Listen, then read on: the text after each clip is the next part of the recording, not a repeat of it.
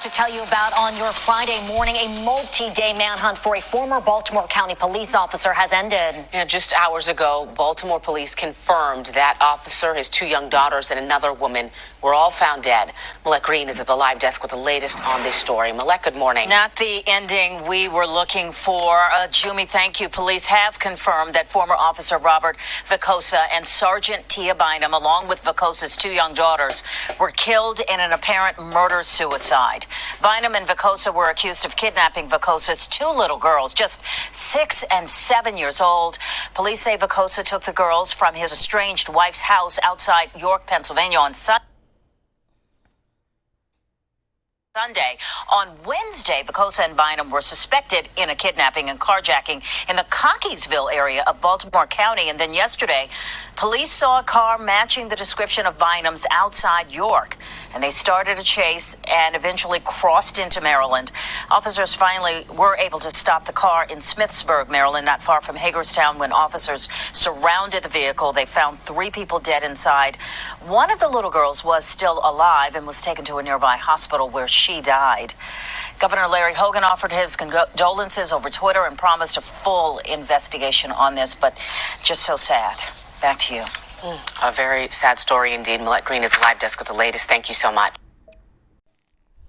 Hello everyone, it's your sister Roland, and all I need is a few minutes to let's discuss this story about Robert Vicosa.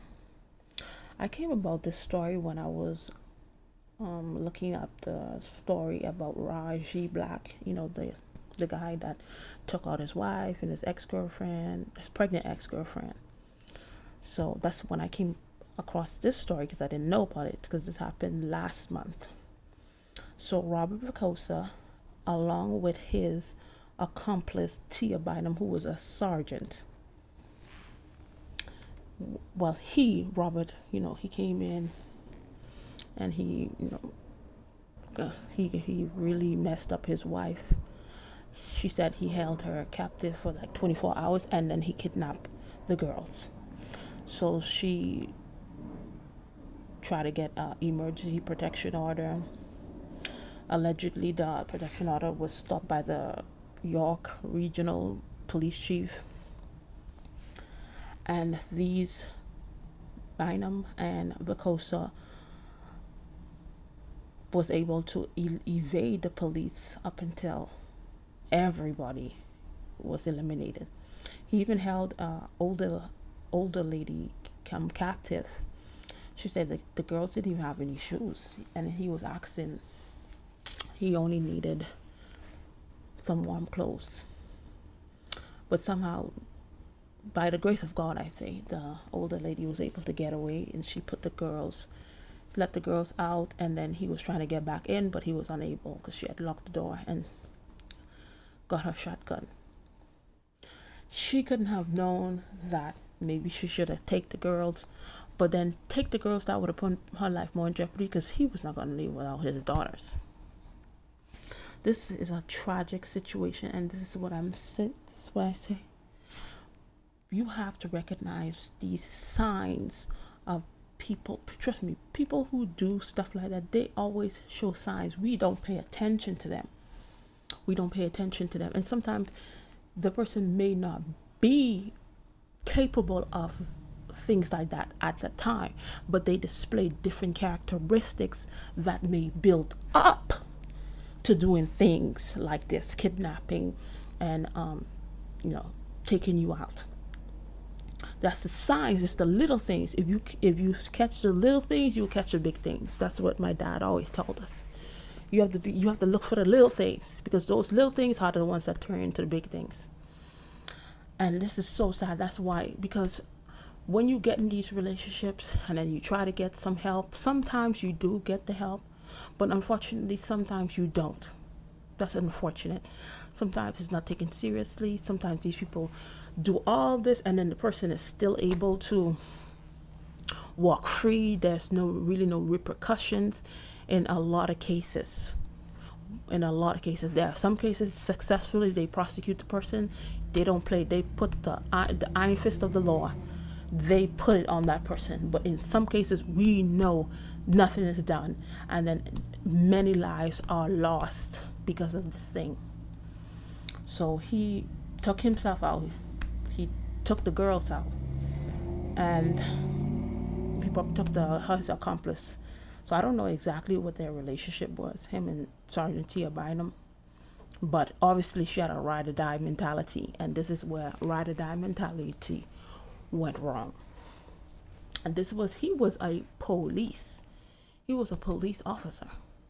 But he's been having a lot of problems because, say, he was on the force for 13 years, and for 13 years, he got 5 disciplinary internal investigations against him. Though his mother, I'm gonna show you a clip of what his mother said.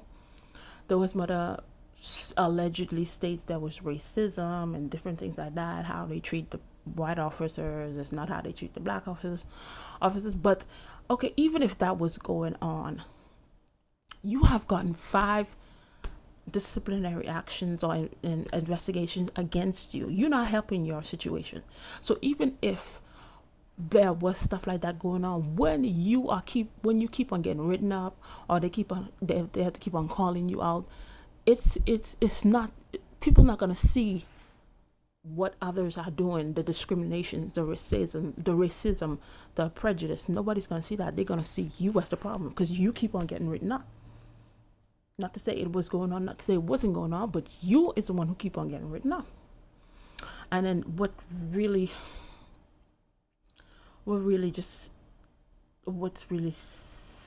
sickens me and disgusts me is the mother's response. Sometimes I think some people just don't need to be interviewed at all, or even if they want to interview you, just be quiet, because it's like she's blaming. Oh, well, let me let you listen. I couldn't believe it. 61-year-old Beverly Brown is still numb after learning her only son, Robert Vicosa, ended his week-long manhunt by shooting and killing his young daughters and a suspended sergeant before turning the gun on himself. Right now, I wouldn't wish I'm going through what I'm going through on any mother. My heart is so heavy right now. Brown says when she found out her son had kidnapped her granddaughters at gunpoint, 6-year-old Amina and 7-year-old Gianna, she reached out to Vicosa's estranged wife and girl's mother in hopes of safely bringing the children home. But what I did do, I called my daughter-in-law and asked her, let us work this out together. This could have been worked out. Your daughter-in-law is who? Marissa Vicosa. The mother of the 2 children. The mother of the 2 children. But it wasn't. And days later, the girls shot by their own father. One died in the back of the car, the other at the hospital. But them little grandbabies, they was the daughters that I always wanted, and I loved them. And they were good babies, and they were love babies. Brown blames her son's actions on mental health issues and depression. She claims the result of racial discrimination he faced at the Baltimore County Police Department. My son used to tell me about how, they treat the African-American police different from how they treat the Caucasian police. Records show Vicosa was the subject of 5 internal investigations at the department over 13 years. One recently for sexually inappropriate behavior that resulted in a demotion. Vicosa was fired from the department in August. Brown says it was then, when Vicosa lost his job, he tumbled into a downward spiral. My baby snapped and killed himself and his babies. This mental health is real. People think if you suffer with depression or PTSD, that make you crazy. You're not crazy. You just need some counseling, maybe medication, maybe therapy, but you're not crazy. Now, tonight, Vicosa's mother is also seeking a peace order and protection from police for her and her mother after she says they have both received threats of retaliation. No, ma'am. How about you keeping your son accountable for what he chose to do? And what about you in the way that you raised him?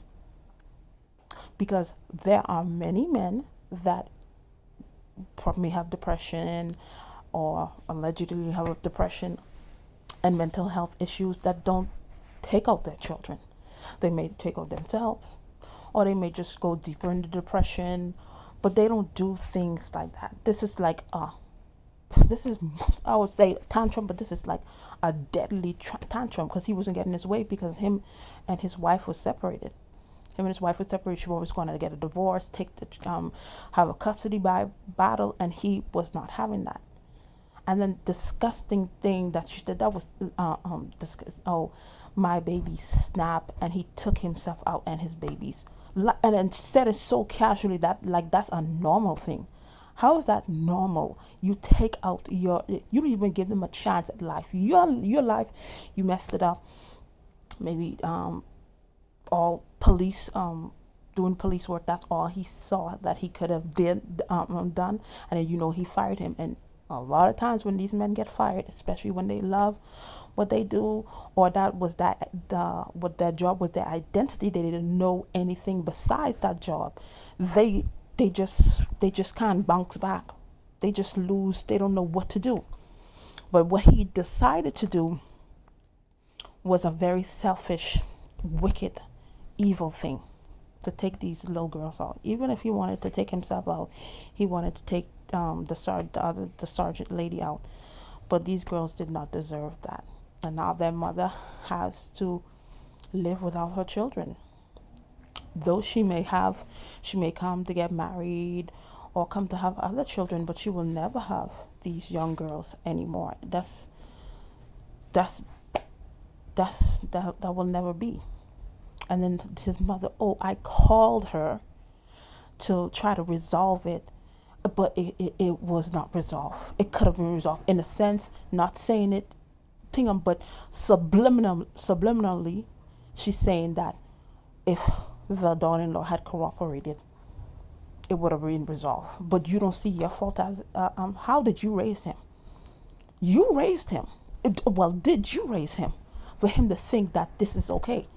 Like, if I don't get my way, this is what I do. And I've seen this a lot when people have, with girls and boys, specifically boys, they coddle their sons. They let them do what they want. They may say, I'm not going to get you this. Don't ask me this. Don't ask me to get that. And then the child cry, make noise, and then they end up giving in. What are you teaching them? They could get their way. All they need to do is a little tantrum, and then you give in. So that's what you're teaching them. So when they go someplace and then that doesn't work, so now they don't know how, and then they don't have emotional intelligence to, when they are upset, to calm themselves down or to get away or to do, then they just lash out. And this is lashing out in a very evil way. And this is so sad how these young girls lost their lives. This is why I always say, ladies, men too, because there was a young man that lost his life from his wife also, and he couldn't even get the help either. He couldn't even get the help because they thought it was the woman that was in trouble. They never thought a man would have been going through this, and then he ended up getting eliminated by the police who was supposed to protect him. So this is why we have to recognize, whether you're a man or woman, recognize the red flags. Know what to look for. When certain behaviors just come up, you address it right away. You don't leave it alone. You don't, maybe it was a mistake. You don't make excuses for it. Your intuition is telling you something is wrong with this person. Whatever your intuition, do not, especially women.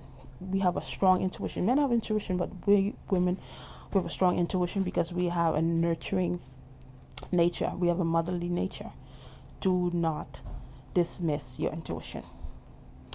So this is such a sad story, and then this is one of many in different states, different places that this keeps on happening.